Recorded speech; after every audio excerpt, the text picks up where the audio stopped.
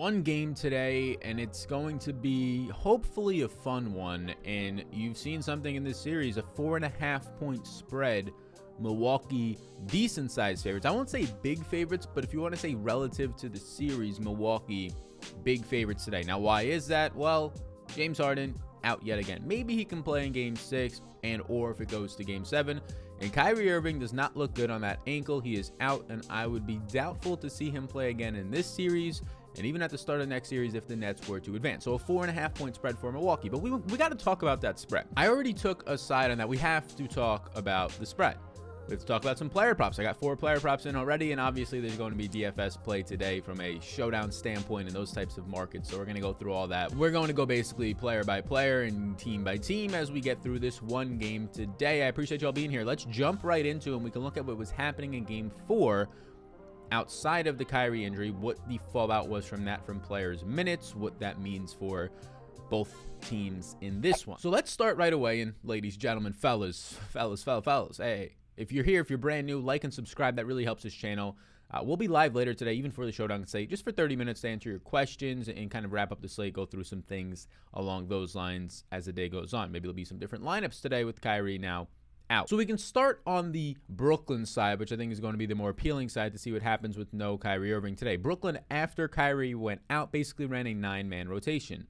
A man that entered that rotation as the 9th man in it, because usually that's going to be Kyrie Irving, was Tyler Johnson. He basically played 4 minutes and 13 seconds. We're not going to count the blowout run. The blowout run towards the end of the game was like 3 to 4 to 4.5 minutes, and Tyler Johnson got some of that, but we're not going to count that because if the game was close, he wasn't going to get that. So we're trying to project forward for this game. Tyler Johnson saw 4 minutes and 13 seconds. He picked up no stats outside of 2 personal fouls during that time, so not much to go off of there. His defense has been slightly improved. His offense is fine, but it'll be interesting to see if they actually give him any sort of significant run today. I have Tyler Johnson for 10 minutes, and I can pull up Brooklyn's minutes right now onto the screen. I currently have Brooklyn's minutes on the screen. If I scroll just slightly, you see Tyler Johnson's minutes, but there's 2 other players they could throw in the rotation, either for Tyler Johnson or giving them a little bit of run. Chris Chiozza, who played during the regular season when Kyrie Irving was out often, going to bring you more offense than defense, or TLC, which is not much defense at all and more so offense. I think they would rather go Chiozza from a guard standpoint. I do think Tyler Johnson gets the first cracks at it, though. Either way, this isn't all that significant unless you think one of these guys gets massive run today to swing the outcome of the line, the betting line, or any type of player props. I'm not too sure I believe that. Something else to point out is I gave Kevin Durant 42 minutes in this one, but he was on pace to play basically 46 minutes in that last game as the only stud left, and I can right now pull up onto the screen exactly what we were seeing there in terms of his overall minutes. So above my head right now is Kevin Durant's minutes. The black bars are when Kevin Durant was on, and the gray-white bars are when Kevin Durant was not playing. Now, Kevin Durant ended up playing 42 minutes in this game, and you can see he checks out with 4.5 minutes left. If this game is close, he's probably playing those 4.5 minutes and on pace to play 46.5 minutes in this game. Now, 42 minutes on my end, I do admit, seems low when you see he played 42 minutes in this one with Kyrie playing some of the first half, right? And also the fact that he checks out early. But if you want to go ahead and give Kevin Durant 44 to 46 minutes, that seems like the best possible outcome, which would have been the case in this game for Kevin Durant. Do they limit him somewhat? And it's really going to depend on when Kevin Durant is off the court, what his teammates can do. Are they getting absolutely blown out? Are they getting torched off the court? Can you kind of space the minutes when Chris Middleton and or Giannis comes off the court, right? So Kevin Durant for me today, definitely see him playing 42. If you think he plays 44 to 46, I think 44 is a fair number to put on him. But either way, I have a lot of interest in Durant. Either way, he's likely my favorite option on the slate, so it's not really going to change all that much from a DFS standpoint. From a prop standpoint, though, if he plays 2 to 4 more minutes, obviously more appealing for all of his prop totals. And the reason why Durant's going to play those minutes is he's the only one left. Like, there's no shot creators. You have Mike James, who I don't think he came from the G League. I think he was in the Euro League earlier this year. Like, Mike James is your second best shot creator. What does that mean? Being able to get your own shot, not relying off the ball like Joe Harris, not being somebody that just distributes more so and goes into the lane and is not that much of a shot creator like a Bruce Brown. I mean, Blake Griffin is now pushing your 3rd best shot creator on the team. That's not going to be good. That is why they're 4.5 point underdogs. But let's talk about that spread. That spread was a 3-point spread at yesterday morning, basically. The news came out in the afternoon that Harden wasn't going to play, which was expected, and Kyrie wasn't going to play, which for the most part was expected. Vegas expects those things. Vegas saw that injury and said, you know what, that guy's probably not coming back, or at least not coming back and fully himself in a day and a half for the next game. So the line opened at -3, and the line stayed at -3 for a day to a day and a half until that news broke, and then it quickly moved to -4.5. I took the second it moved, the plus 4.5 on the opposite side. Why? You're getting an extra 1.5 here of value, just straight up value for this game. Now you might be saying, oh, but they don't have anybody. This is ridiculous. Then go ahead and take Milwaukee minus 4.5. I get that, but you're giving a 1.5 basically. And that's because no new information came out outside of the report that Kyrie now is officially out, which was expected and built into the -3 line already. And now you're getting an extra 1.5 in a competitive close playoff game that we expect to see today. And if you think that this one completely blows out, well, then you might as well take an alternative spread and not just tell me that, oh, I think this one blows out. I'm taking Milwaukee minus 4.5. Well, then take Milwaukee minus 10. Take Milwaukee minus. You might as well get your plus money. And if you're that confident in it, I think a lot of people just like to say that. I do think that these teams are definitely not the same as when they started. That's pretty clear and obvious now due to some injuries. But I also think that this Nets team is going to be competitive, at least for one of the final 2 to 3 games. And I'll take the extra 1.5 that we get at that in a playoff game with the side of Kevin Durant and some of the other things we're going to talk about throughout the rest of this video. And not that it matters all that much, but it definitely matters somewhat for just comfortability and, you know, maybe feeding off of the crowd a little bit, especially early on out of the gate and down the stretch when things matter. I do think being at home is, you know, it's benefit. It's not a bad thing, staying at home, waking up in your own king-size bed, you California king, Mr. Kevin Durant, rest the fuck up. So give me the Nets right now at plus 4.5 because we just got a free 1.5, and anytime you're going to get that, especially in postseason where everybody's giving it, they're all the best players are playing the biggest minutes, I'll take it. Other than that, from the Nets, we can pull back up their minutes. So again, expecting big minutes. Joe Harris was on pace to play 40-plus minutes. He's going to get every opportunity in this game. So Joe Harris is not going to be able, I mean, he'll take it to the basket a couple times, but they're going to be setting up a lot of action for Joe Harris. I mean, they just need his offensive game. Mike James, expect him to get run, but the problem with Mike James is the defensive end is not as great. Joe Harris can play defense. Joe Harris is going to stay on the court today for if the game is close, 40-plus minutes. Joe Harris is going to have every opportunity to pop off in this game. He's somewhat priced for it already, but we like Joe Harris at 40 minutes. I gave Blake Griffin, Bruce Brown 30 minutes to play. Shamit might see, you know, maybe he gets up to 18 or 20, depending on what happens with some of the run for Bruce Brown and Mike James, but we gave him 15. Mike James, I gave 26, and I think that might be high. I wouldn't be shocked today to see Mike James still play just 22 or 24 minutes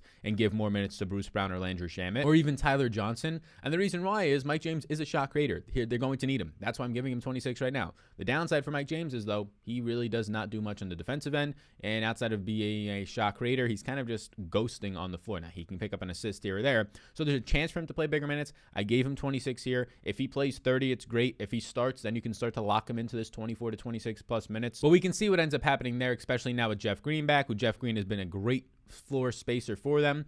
He's going to have to stay on the court. I gave him 32 minutes. You saw him on pace to play big run in that last game. The problem with Jeff Green is, like it is for Mike James and a lot of other guys, his defensive end. Giannis was going right through Jeff Green. The only guy who's shown an ability to back down Giannis is Blake Griffin in the paint so far, actually stop him from getting to the basket. When they had Jeff Green in at times in the last game and liking his offense more from a spacing standpoint from threes than Blake Griffin outside of Griffin's hot game 1, Green will be a better spacer more consistently, but he just can't stop Giannis. KD is not going to be able to have as much defensive effort when he's playing 42 to 46 minutes and doing everything he possibly can on offense. You're not going to see the biggest energy spent on KD on the defensive end, which is fine for KD because you can just put him on PJ Tucker, who's not much of an offensive threat for the most part, but when he's not helping over on Giannis, that can start to become an issue. So from this Brooklyn team, before we move to Milwaukee, right now from a DraftKings, and we'll get into player props. I already told you I have Brooklyn plus 4.5. I don't have a bet on the total, but right now from a DraftKings perspective, my rankings for this team would be 1, Jeff Green, 2, Kevin Durant. Kevin Durant would be my favorite overall for points, but Jeff Green, Kevin Durant, Bruce Brown, and then from there, Mike James, depending on starting, that could change for me. It can go up or down. Blake Griffin, Claxton, and Joe Harris. Those 7 guys are in a player pool for me right now. I don't have interest in Tyler Johnson, Shamit, TLC, or Chioza as of right now, depending on the lineups that could change, but that's where I'm at right now. My priorities would be Green, Durant, and Brown, and now we can move over to Prize Picks, the player props, where most of my action is going today. We already have 4 picks in this morning. Yesterday on Prize Picks was very nice. It's an over-under, especially on these one-game showdown slates for my DFS community. Most people out there, if you're a sports bettor, you can check it out just for player props. This is legal in a lot more states because it's classified as fantasy, even though you can still take the over-unders on points and rebounds and assists and three-pointers and the tip-off and fantasy points, all that type of stuff. It's a lot of fun, especially if you're in New York right now. This is legal in there. Not a lot of people know that, so it's legal. Be sure to double check your state. Florida, not having more new DFS sports.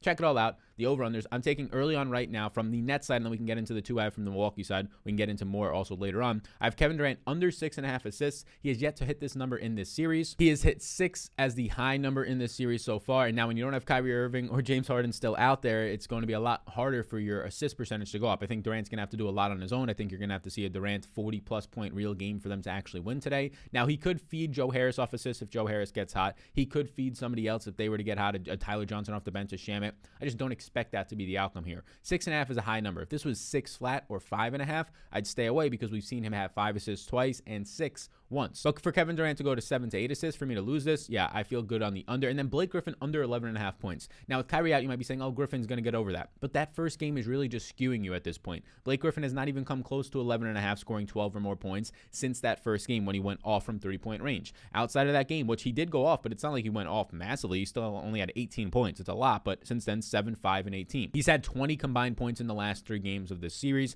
I'm not expecting Blake Griffin. I know he's going to get more run, maybe have a couple more looks from 3, especially if Durant's driving a lot more, but I'm not expecting 12 plus points. I like the under there in Griffin. So that's where I'm at on these two teams. Now we can move over to the Milwaukee side of the ball. And the Milwaukee side of the ball, look, their defense has gotten a lot better. PJ Tucker, it's not regular season defense. PJ Tucker had 5 personal fouls in that last game. In the regular season, he probably would have had 12 to 14 if they didn't throw him out, right? 6 personal fouls and you're kicked out.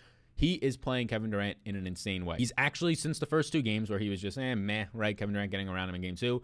He said, you know what? I'm going to just push up this intensity and see if they swallow their whistles. And they're swallowing their whistles half the time. Durant is right now not rattled. I won't say completely rattled, although he played probably his worst playoff basketball game. The third quarter was decent, but game 4, Tucker was all on him. I mean, he is just on him right now like glue. It is very like Lance Stevenson's, except a lot better of a defender. With LeBron James back in the day, the blow in the ear, just trying to get inside this guy's head. So the physical defense is working right now in Milwaukee's favor. They're going back to Brooklyn. I don't think that changes all that much, but we'll see if it ends up escalating. 5 personal fouls for Tucker in that game. Led to some run from Elijah Bryant. You had 5 personal fouls. Tucker was in foul trouble in the third quarter. Elijah Bryant comes in for 3 minutes and 13 seconds. He got some blowout run, but that was basically it. That's his first real run in this series, so that's a new body in the rotation to talk about.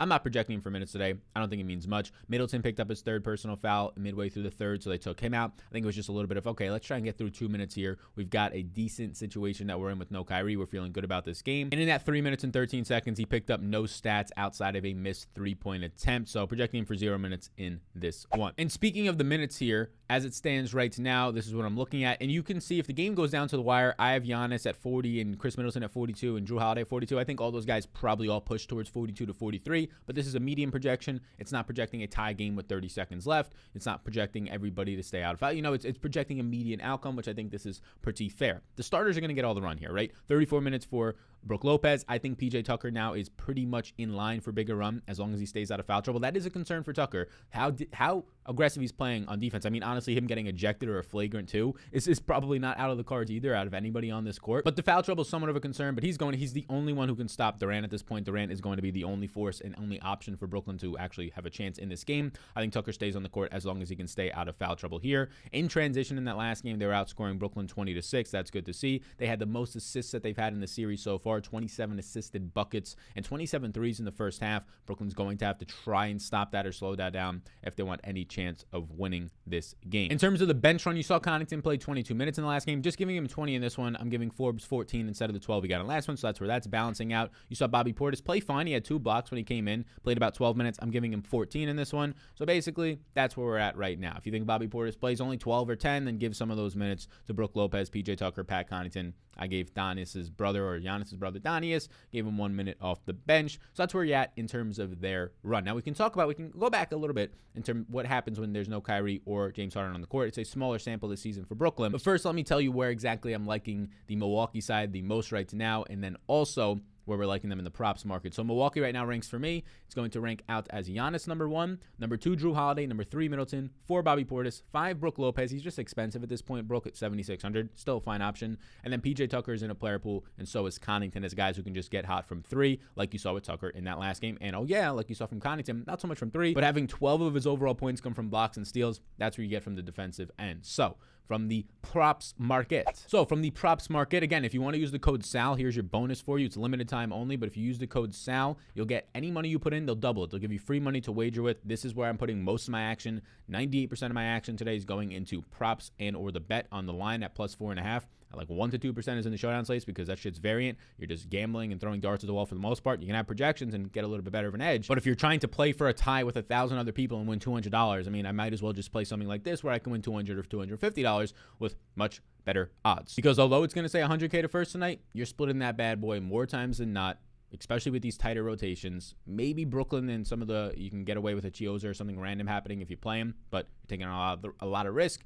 Maybe you only split it 50 ways and take home $1,000. I'll take my better odds here. I have Tucker right now over 10.5 fantasy points. I've got Tucker for 15 flat. I'm never confident in PJ Tucker scoring 15 fantasy points. I'm never confident in him scoring 11 or 11.5. From Prize Picks, you get 3 points for blocks and steals, and he's going to be mainly active on the defensive end. You know you have the 3-point upside like the last game. We'll take the over there. And I'm taking the over on 35.5 from Jrue Holiday. Jrue Holiday is going to show up at some point in this series. Jrue Holiday I like a lot in fantasy today if you're playing him there. I like a lot of Jrue Holiday's individual props. He's a shooting guard eligible guard for DraftKings. But he's playing massive minutes. Like, he's going to play 42 minutes if the game stays close, and if it doesn't stay close, like you've seen in this series a couple times, he plays 37 minutes, at the bare minimum, like 36 minutes. Over the last 2 games of the series, he's shooting 38% and 29%. That's going to change for a guy who shoots over 50%. If Jrue Holiday can just shoot decent in this one, the assist numbers are going to be there, like the 9 in the last game. I do think that Jrue Holiday is in line for hitting the over on this one. I've got Jrue Holiday right now for 39.5 fantasy points, which is 4 more than that one right there, so we'll take the over on that. So again, use that code SAL, and any money you put in, they'll 100% match you. There's a link in the description below. I'd encourage you to try the player props out a little bit more now, especially if you're just planning on signing up next week or for the football season. You might as well do it now and then just wait for those games to start if you really want to. Maybe dabble, but because that code is a limited time offer. Somebody asked me yesterday, when does it change? I don't know. I don't have control on that. They just email me one day and they say, this is the offer. And I say, okay. And then they email me the next month and say, hey, we're going to keep rolling with the offer. But one of the months they might say, you know what? We're going to tone it down and not just give out all this free money on these first bets. So check it out. Linked down below. Those are the 4 props I'm at right now. We'll potentially have more later on today. So I want to circle back right now to the Nets this season without Kyrie or Harden on the court. Now, there is one disclaimer. I'm only taking off Harden and Kyrie right now and add more funds. And the reason being for that is if I start to take off Jared Allen, who's not on the team, Karis LeVert, who's not on the team, if I start to take off all these players who are no longer on the team, you get no minute sample. So we're at least going to get somewhat of a sample here. So what you can see is, and we can go right to Kevin Durant, who's going to be an absolute monster today. Kevin Durant starts to average 1.64 fantasy points per minute. 1.64 fantasy points per minute would basically be Giannis Antetokounmpo this year, if not better. And he's going to play 40 to 42 minutes. So wheels up for Kevin Durant. I expect the most fantasy points out of him. I've got him for basically 60 fantasy points today, which is 3 more points than anybody else. I have Giannis around 57. You see a massive 36% assist percentage, which is concerning for that over-under that we took at 6.5, but I still feel confident on the under, and a 35% usage rate. Now, who else are we seeing start to prosper? Well, Chris Chiozza sees a 38% usage rate. Again, a lot of that is just in some garbage time, but also, again, if he gets on the court today, there's an opportunity, especially in Game 6, if you can see anything out of him today. Other than that, you see Mike James posting just 215 minutes of play, a very nice 31% assist percentage, which from the prop markets today, if you're looking at Mike James assists, I don't have it taken yet, but I am debating the over on that. I want to see if he's in the starting lineup or not for more secure minutes, but a 31% assist percentage is impressive and a 24% usage rate. Mike James is going to have a lot of opportunities today as a shot creator who has high usage with these guys off the court. It all comes down to, can he play decent enough defense to stay on the court for 25 plus minutes? If he starts, I feel good about a 26-minute plus game out of Mike James, so that's what you can see with these guys off the court. Other than that, a lot of guys look pretty similar. I mean, you have Blake Griffin in a very limited sample right now, averaging 1.08 fantasy points per minute. That's kind of like around what he's been with no Harden on the court, and not much more to talk about. Bruce Brown's basically the same guy. Mike James gets a little bit of a bump. Joe Harris gets a little bit of a bump, as you would expect, but not much changes from an assist percentage standpoint. A little bit of a usage rate bump at 18% instead of his normal like 17 to 16. Not much is going to change from Joe Harris today outside of overall shot ability, shot attempts, right? He's going to play more minutes with these guys off the court, more shot attempts. So that's what you're going to see. Durant becomes potentially the best player in the league on a point-per-minute basis. That makes a lot of sense with these guys off the court today. Mike James is going to have every opportunity for assists and overall usage and shots today. Just comes down to his ability to make them one and play some defense to stay on the court. And then Chris Chiozza could be a sneaky guy because he is a great distributor of the basketball as well as he gets nice usage with those guys off the court. He just hasn't played in the postseason yet. I think they still go Tyler Johnson first. And even if he does play, maybe it's 14, 12 minutes. I don't know how much that really affects. You're not going to find a prop on him out there probably. I don't know how much it really affects fantasy. But thank you for tuning in today, everybody. Like and subscribe before you go. You all rock. You really, really do rock. We will have some videos out later today, and maybe probably a live stream for just 30 minutes for the one-game slate later on today. I'll see you all in the next one. Support the sponsor of the program. If you want to see my projections, ranks, the lineup optimizer, we have MLB, PGA, MMA as well, tools and projections and optimizers and ownership and all that type of stuff. You can check it out down below on Patreon. It's just me. I'm a one-man band here, so if you appreciate the content, if you want to support it, if from the content you bing something really big and you want to give back to the community, signing up for Patreon is a great way to do that. You get access to the Discord community as well, so it gets to grow the community. It's this big circle of life. You get access to all those tools that reduce your research time, increase your chances of winning, and it's all linked down below if you need to see more of a description on it. Peace out, gang, and I'll see you all in the next one.